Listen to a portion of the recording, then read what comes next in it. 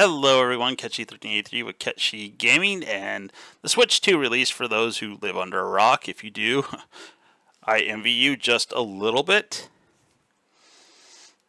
So mine came at not 7 in the morning, close enough. It was 6:50 in the morning. So I've been up a while messing around with things. Now in terms of the hardware, I mean it's not really too much. It's the Switch. Some things are more conveniently placed, like the AC adapter plugs on the top, which is nice, which I'm guessing everyone already knew that, but yeah, having it on the bottom on the regular, the first Switch is just, The other thing, though, is it's loud inside the dock. That dock is absolutely loud.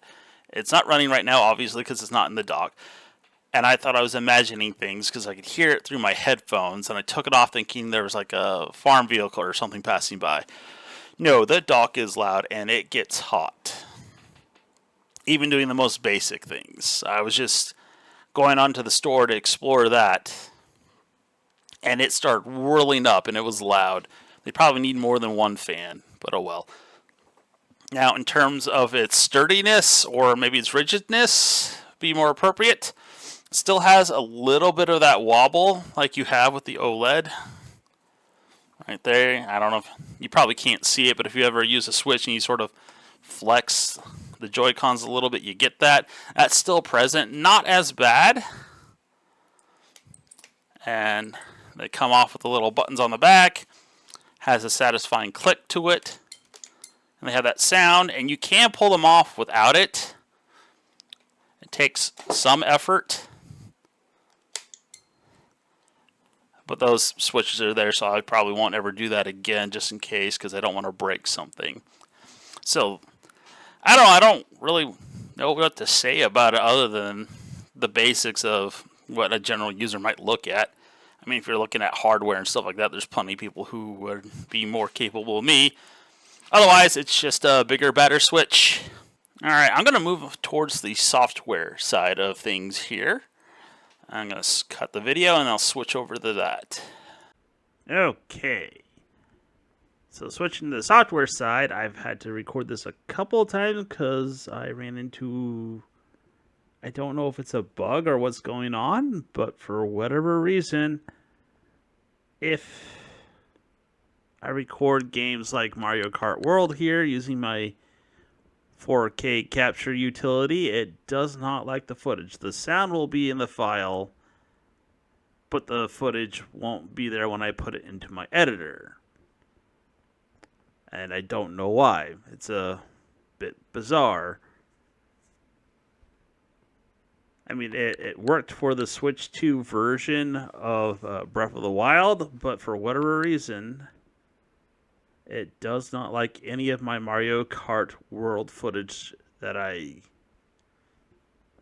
recorded earlier, or even some of the stuff I just had going over the interface. So I'll have to figure that out. I mean, it's not the first time that happens. It's been happening with my PS5 as well, so there's probably something somewhere. I did get an update. I'll have to probably install that and try that later. But anyways, back to the interface. So it's pretty much just the Switch. Again, I mean, yes, there's slight differences. Like the icons are a little bit bigger in terms of the games. Icons down below are, again, very similar. Slight differences, not many. So you have your news.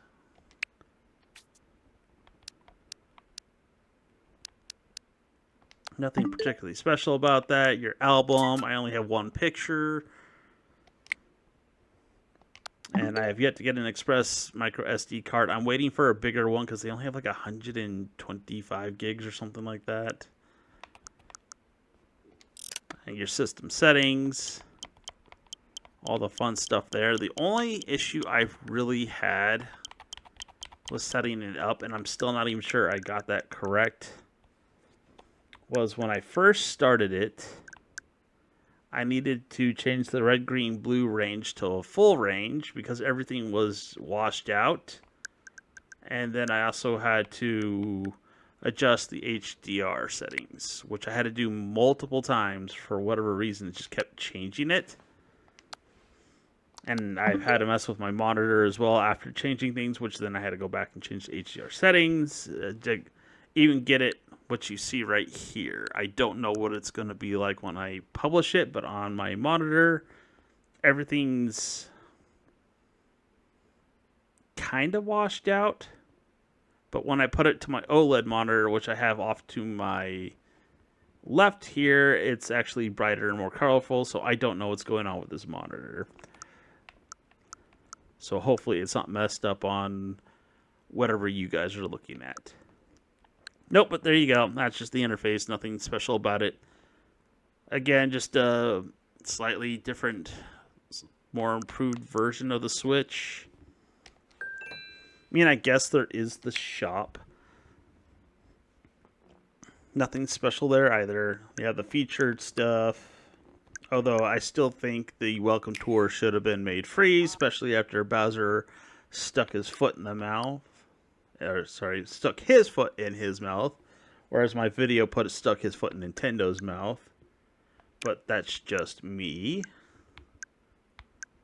I mean, it really shouldn't surprise anybody. It took Reggie Fils-Aimé a lot of effort to get Nintendo just to package Wii Sports for free outside of Japan. So that not being free kind of doesn't surprise me. Disappoints me, but it doesn't surprise me. And then they give you recommendations. They just recommended a whole bunch of RPGs, mostly JRPGs, but... So, yep, nothing really all that special. I mean, yeah, the interface is faster, it has more suggestions and stuff like that. Otherwise, nothing special. That's the Switch interface. If you made it this far, thanks for watching. Have a good one.